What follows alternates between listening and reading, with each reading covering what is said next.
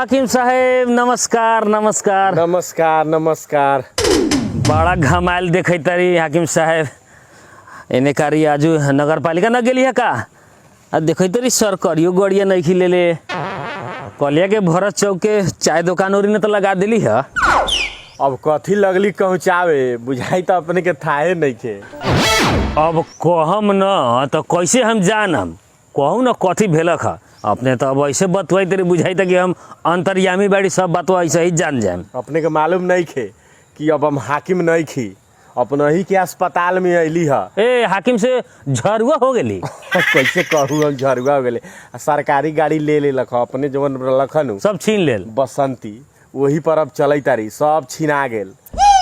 अब यही खटारा से काम चलावे के पड़ी तो का करूँ। अस्पताल में अली है तो यहाँ तो सुई दवाई चलावे के पड़ी। भुलाइल उलाइल नहीं नु हाकिम के चक्कर में आखिर यो भूला गेल बाड़ी। तैका तो यादे बा पूरा भुलायल नहीं थी। अब 2-4 महीना करम तो सब सीखिए ले हम आइए जाई करे। काम तो कहियो करबे न कैली सब दिन तो नेतैती कैली आ कई तरीके का नहीं भुलाल तेके तेके याद बा। काम कैले रहती तब न भुलाई थी सब दिन तक कहलिया के भरा चौक चाय पीबे के ढिलाई करके होकर शिकायत कैली।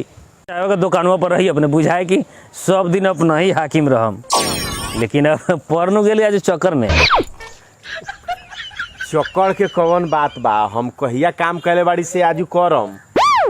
हाकिम साहब एगो सलाह दे तारी ई जौन अपने सोच रखले बाड़ी नु उ छोड़ दू न तो जानी तारी नु यहाँ के लोग कैसन बा भूत मिर्गी झाड़ दी।